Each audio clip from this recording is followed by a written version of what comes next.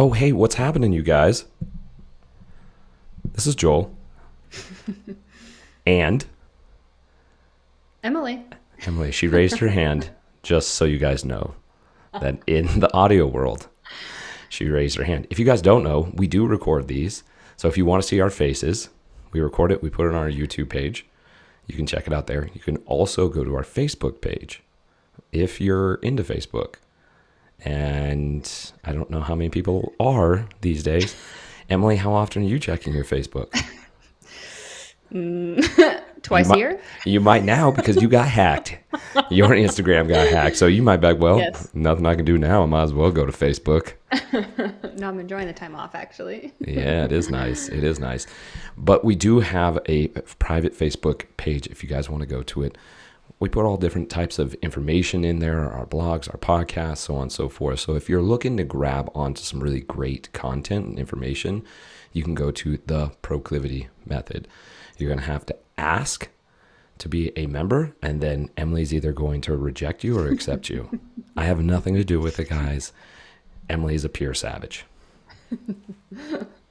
If you know Emily, it's true. She's like a silent assassin. It's not true at all. She's the nicest thing on this entire planet. Thank you. You're welcome. We went on a run today because it's summertime and it's warm. I got to run with my shirt off. Did you take your shirt off? No, you represented Proclivity the entire time.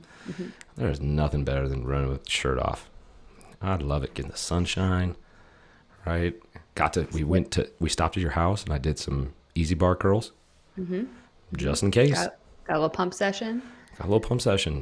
You never know what lady might drive by. And my biceps are just jacked. The reason that I'm talking about this, guys, is because it's about the topic that we're going to be talking about today, which is barbecues. It's summertime. It's barbecues. Everybody's getting their summer bods. Yet, we can really sabotage ourselves when it comes to barbecues. So we're going to give you a step-by-step way to not only approach it in the physical facet, what foods should you have, what food should you bring, but also the psychological side, which tends to be even more difficult for people, which is using that powerful word, no. Yet before we get started, shout out to our sponsors. 8 Sleep. I got into my bed last night. I turned up the cold. So I nuzzled into the bed and it was all cold on my back. Right during the summer times. It's great. It's fantastic. And also, before I go to bed, you know what I throw on my face? A face mask? I don't. Oh, sorry. That's our sponsors, now I know Emily. where you're going. You guys were so good at this. I was trying to lead her in to. Okay, go I know the ahead. answer. Okay, great. You did some kind of Fatco cream. I did the miraculous face cream with Fatco. Wink. That's the plug. I'll catch on next time. Yeah. Yeah. Maybe not. Anyways, tell us about Fatco. How great is Fatco? Fatco is amazing. Small, family owned. They use the best ingredients, grass-fed tallow, and super quality product. Great for babies, great for moms, great for anyone wanting a natural beauty product without any of the chemicals. Use code Proclivity at checkout for a discount. Boom. There it is. We're really good at this, you guys. As you can tell. Somebody asked me the other day, right? Like, do you guys edit your podcast? I was like, no, why would we? Like, this is us. This is Emily and I at the finest, you know? We're not the big time podcasts that you have these crazy intros and then they stop for all these different plugins, even though we just stopped for a plugin. Either like us or hate us. We don't care. Highly doubtful that people hate us. Please, anybody, leave a review if you hate us. We'll send you so much love. We'll give you the Proclivity method for free, just so that we can have time with you. Anyways, let's dive into this. Barbecues are coming around the corner. Have you barbecued yet? We barbecue quite often. Yeah, for our weekly protein prep. Yep. Do you have a smoker? Do you have gas? Do you have charcoal? We invested into a Green Mountain grill. It's like the egg. Is it the egg? No, No? no. It's like what's the other popular brand? It's a smoker. Traeger. Yes, exactly. But it's a local brand. It's made in Nevada. No way. Who is Hmm. that? Who is that again? Green Mountain Grill. Green Mountain Grill. If you'd like to be on the Proclivity podcast, just let us know here at the Proclivity podcast. Anyways,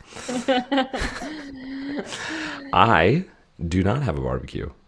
Mm. And so I don't barbecue. I have a little condo, Mhm. and I used to have a barbecue, and then I got rid of it, and now I don't have it anymore. And I do miss it because there's just Mhm. something about, Yep. barbecue and a good piece of meat, good piece of chicken that I really miss. Yeah, And, it's good. and so what we're going to talk about today is barbecues, barbecuing at home, barbecuing, at the park.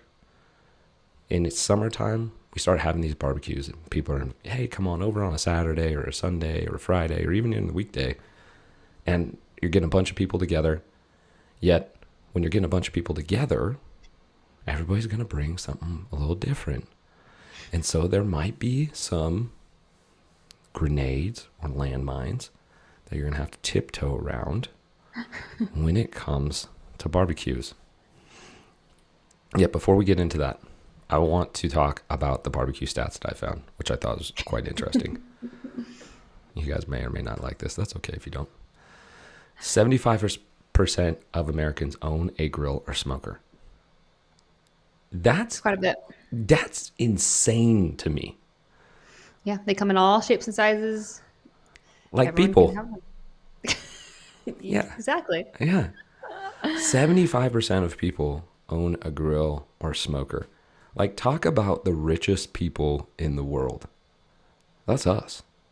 Like, we have something that we can just go click, turn on, and cook our meat. We don't have to cook it over fire, bury it into the ground. That's impressive. Well, I'm sure some of those grills are the coals and you start it yourself. Yes, but you're right. Still, yes, yeah, Yeah. you're right. A grill or a smoker, Hmm. It's still easier. it's a lot easier. 63% of people use their grill or smoker all year round. I used to. Winter, fall, summer, Mhm. spring, didn't matter. Yep, we Sunday, do too. time to prep. I'm going to smoke it. I'm going to cook it. It's going to be delicious. Hmm. Yet then it drops off during the winter time by 20%.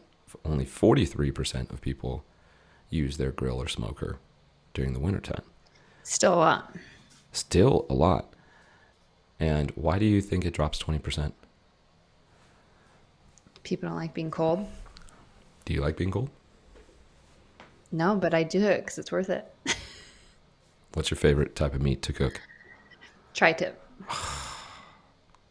Good for tri-tip. sure. Hmm. Good tri-tip. Well, let's get into this.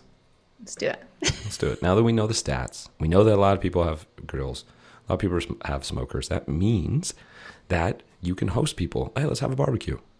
Let's bring people over. And sometimes it can be sporadic. Like, hey, it's sunny. Sun's not going to go down till 8:30, 9 o'clock. Let's have a barbecue. We stop at the store. We start getting, first and foremost, usually when you're barbecuing, I know there's some people out there that just barbecue vegetables. Okay, cool. But most of the time you're going to stop and be able to get some meat.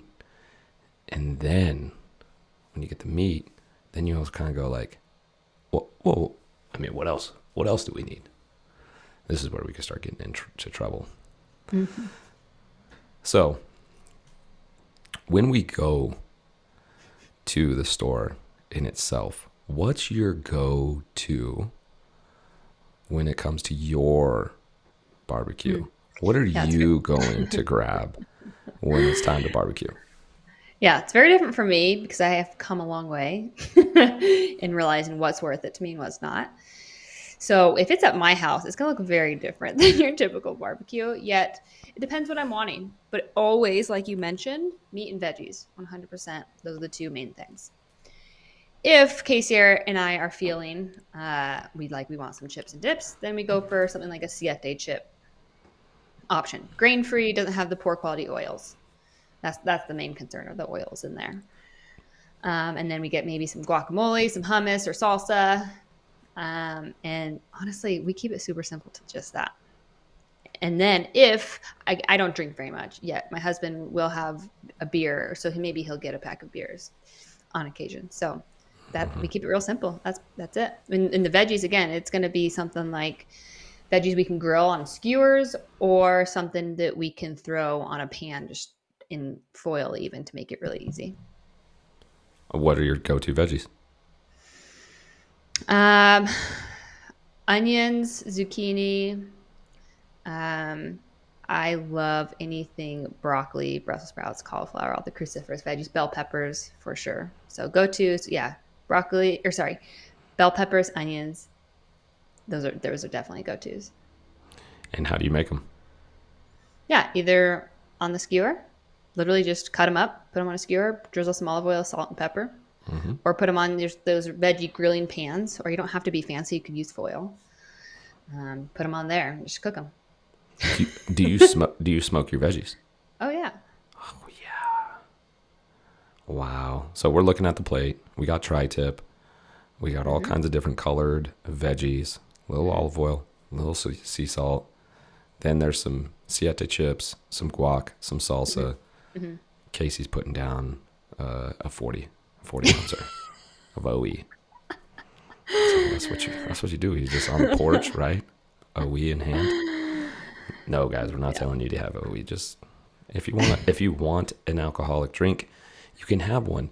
Oh, guess what? Episode 69, we talked about alcohol. Having one drink is not going to be the deal breaker for you gaining weight or keeping on weight. So often people are like, oh man, yeah, and I had 2 beers. And, well, I had 2 beers and then I hammered down on 17 slices of pizza at the barbecue. Oh, there we go. And it didn't work out the next day because I felt terrible. There you go. There you go. So, now that we know, we got the best version, because it's Emily's version, of what a barbecue may look like. What about when we go to a barbecue? It's not hosted at our house. We don't have our Traeger and our smoker and all our vegetables and everything that we have. I got an invitation. Hey, come on over. We're having this great barbecue. It's people I want to hang out with. They give me positive vibes. I'm saying yes because it's a hell yes. Remember, guys, if it's not a hell yes, it's a no. So I'm like, hell yes, I want to spend time with these people. How do we work through going to a barbecue? Should we bring our own food? Is that offensive if we bring our own food? When we get there, how do we deal with being at the barbecue? Walk us through this.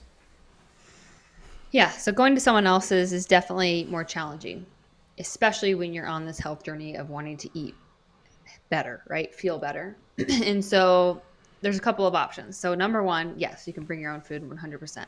It's actually a nice thing to do. You can ask if they have a preference. Hey, what can I bring for you? If they don't tell you anything, still bring something. So, and especially as you may or may not notice, when you go to someone else's barbecue, they may be lacking some veggies or maybe even a protein option that you do like. So those are my first go-tos. Can I bring a protein or a veggie? And whether it be meat to throw on the barbecue, maybe it's some avocado or guacamole, something simple, or it's a bag of veggies to throw in the barbecue. Something simple. If you're a treat person, maybe it's some paleo chocolate chip cookies. That was and still is me. And so planning out, what can I bring? Especially if you know the person's house you're going to is not going to have the healthiest of options. So bring your own. It's totally fine. And then you can focus on that. If there aren't other great options, eat what you brought. No one's going to notice, I promise. Next option would be when you do get there, whether you bring your own, you're eating other people's food, focus on protein first. Mm-hmm. I should add protein and fiber. So if we're going in order, it's going to help fill you up the most. It's going to satiate you the most. It's going to keep your blood sugar the most stable if you focus on those first. And then, because what we often hear is, oh, well, I had all this food and it's just so hard to eat enough protein. Because we always talk about, getting a certain amount of protein at each meal. And usually the problem is you eat too much of the other food first.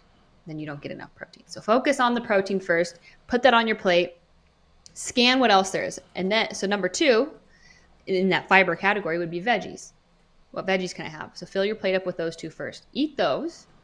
If there's something else that you're like, that looks so good and I don't have that often, awesome. Treat yourself if that's what you want to do. Have the side of sweet potatoes, the dip with the chips. That would be after you get your solid chunk of protein and veggies. Yet again, it's up to you how you want to do that. So, and then the next thing's timing. And this plays into what we just were talking about. Oftentimes when we go to barbecues, we're there for 3, 4, 5, 6, 7 hours. And if we're eating that entire time, that can wreck a lot of us, especially if you have digestive issues. So think about, when am I going to eat? When did I eat last? Do I want to be snacking this whole time? How's it going to make me feel? Am I going to a party later? Did I go to a party yesterday or this morning? Do I have something tomorrow? For me, I think about that because I'm like, well, how many treats do I want to have or make sense, because I know how it makes me feel. And I'm not going to want to have treat after treat after treat after treat. And it's just not going to end well, right? So I think about timing in terms of, when do I want to eat? What do I want to eat in regards to the whole weekend in general, or even week? And then do we have a time where we want to leave by? Because it can get out of hand, or you can lose track of time, especially if it's later in the day and you want to get to bed on time and keep that healthy habit too. So the last option would be you can fast, just like traveling. If there are no good options, it's a last minute thing. You show up and you're like, honestly, nothing looks good, or all the meat's gone, or you already ate. Don't feel like you have to eat what's there. The main point is to be there for to socialize with the people, right? Mm-hmm. Or you can eat before or after. I've done that plenty of times. Eat before. If you didn't get enough there, eat after. Simple. There you go. That's it, guys. And that's episode 70. We'll see you next week. No, we're not done yet. Keep listening. Okay. All right. Stay tuned. You mentioned a lot of different things here that give a really good blueprint in terms of being able to approach a barbecue. And I want to bring forward what most people are going to see and likely do, so that we can help them navigate through that. So first and foremost, what is that we see on the average when you first show up to a barbecue? Yeah, chips and dips and snacks everywhere. And so we know that that's those hyper palatable foods. Mm-hmm. What happens if we start eating those hyper palatable foods first and foremost? Yeah, it's going to spike our cravings and blood sugar. So we're going to only want more. We're only going to want more of that hyper palatable food. So we're less likely to be like, oh, I really want that steak and veggies. Once your mouth and brain has a taste of those hyper palatable foods, that likelihood goes extremely down. And go ahead. And doesn't it, if you eat a ton of hyper palatable food, isn't that going to, in one way or the other, kind of fill you up, so that when it actually comes to the dinner time, mm-hmm. you don't end up eating as much meat or vegetables? Mm-hmm. Is that true? Yeah, it's exactly what I was saying before. Like, if I hear this quite often, we do, from our clients and people all around, oh, it's really hard for me to eat that much protein when we talk about our protein requirements for the day. Well, it's like, okay, what else did you eat? You probably ate all that before the protein. So that's why I say prioritize the protein. Eat that first if you can, as a strategy, especially when you're first starting out. As you become more practiced, then you can play with that. Yet when you're like, well, it's really hard for me to, because I do fill up on all the appetizers or snacks, try eating the protein first, or hold off. Situate yourself away from the appetizers. That's literally what I do, because I know if I'm right next to it, I'm going to want it. It's right in front of me in my eyes. So situate yourself away from it, or have a drink in your hand to sip on something like water. 100%. And one of my go-tos is to always bring vegetables. And here's how I do it too. And this may work, it depends on who you're with, if you're more comfortable. I actually bring like a full English cucumber, bell peppers, uncut, so they're not prepared. So now I'm in the kitchen, but I'm with the process of saying, I'm preparing this vegetable. And so there's an identity connection that I'm showing up with these vegetables where people are like, why do you have a full English cucumber and 2 bell peppers? Oh, I'd like to cut them up for everyone here. Well, I have the veggie plate. Oh, okay, great. Is it all right if I add on to it? Yeah, of course. And heads start turning because people will be like, well, why'd you bring veggies? And I'll throw this stat out, as I always do. Only 1 out of 10 Americans gets the appropriate amount of servings of fruits and vegetables daily. 1. And usually, depending on who I'm with, I go, and I'm that 1. And then I'll just keep chopping the vegetables. and and it really turns people's heads. And I've had people who I've gone to their house, I've said that stat, and I've even pointed out, I said, hey, the amount of vegetables you have for your entire family right now, I'd most likely eat that by myself. And they'd be like, what? Yeah. And that's why it's 1 out of 10. And I'll find out later that they started eating more vegetables because they didn't know. They thought that was an appropriate amount. And when I'm walking in with an English cucumber and 2 bell peppers, they're like, what? And I'm like, yeah, I would eat all of this vegetables by myself. I could eat 2 bell peppers and an English cucumber by myself. That's a little heavy, a little lot, but I could easily do it, right? And so being able to bring that in helps to create the identity. And now I'm eating the vegetables instead of being next to the hyper palatable food, so that when dinner comes, I can now eat my protein. And I'm going to give my second tip. Go for seconds. Start off, if it's buffet style, start off getting vegetables and meat and go to your seat. That's it. Oh, that's a rhyme. We could put it on a shirt. Vegetables and meat and go to your seat. You guys are going to remember that now. Go to your seat, eat the vegetables, eat the meat. If you're still hungry, now go back and get the potato salad. Now go back and get the more palatable foods. Feel free. Now it's almost a treat. And you can use that as, oh, I go back for seconds. So now you're not denying yourself. It's not that weird, awkward, like, oh, I'm still hungry, but nobody else is getting seconds. Should I get getting seconds? No, you tell people when they're like, all you got is meat and vegetables? Oh, yeah, because I'm going to go back for seconds. Boom. Now, all of a sudden, people are turning their heads, just like bringing in an English cucumber and 2 bell peppers. And you're less likely to eat that excess stuff, or overeat, I should say, because then you're giving your body time to process those meat and fibers. So, strategy. Strategy. What did you say earlier? What did you say earlier on our run? I don't even know. So many things. You guys, if you could only be in the heads of Emily and I when we're on runs, you would have no idea what we're talking about. You would think that we were talking a different language because we're just bouncing from subject to subject. It's fun. Speaking of the psychological words, what about the psychological side? We have the physical side, okay, the tactics. Yet I was speaking a little bit on it in terms of the identity. How do you identify when you come to a barbecue? What does that look like? How do we avoid the social pressures of eating and drinking? Oh, come on, have one drink. Or, oh, Aunt Jemima, made this specially for you. How do we work with that? Oh, that is definitely, at least for me, coming from a place of being a people pleaser, it has definitely been a process and a work in progress still. But it always goes back to the question in my head, how do I want to feel? I'm the only one who lives in my body. I'm the only one who's going to feel the way I'm going to feel later.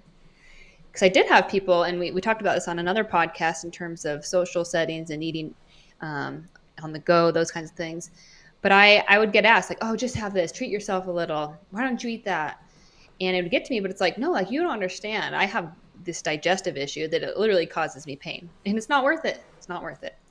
And so becoming more in tune of what feels good for you is extremely important. And then being present enough to take that moment. Oh, what do I need right now? What's going to feed my soul? What's going to feed my body? And what does that look like? You're not always going to make the most perfect decision, right? But that's what experimentation's about. Oh yeah, I'm going to have the cookies or I'm going to have the drinks. I'll check in with myself tomorrow. How do I feel? Was it worth it? Was it not? Yes or no? Simple. But it's a matter of taking that time for yourself to think through those things for yourself and yourself only. I love that. I love that. The social, anybody else out there, right? The social pleaser. We talk about this in the Proclivity method. It's called projections. When somebody is projecting on you, it's what they feel inside. You should have this.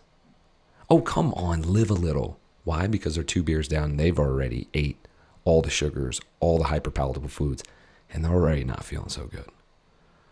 So they're saying to you, you should be this way because that's the way they're feeling.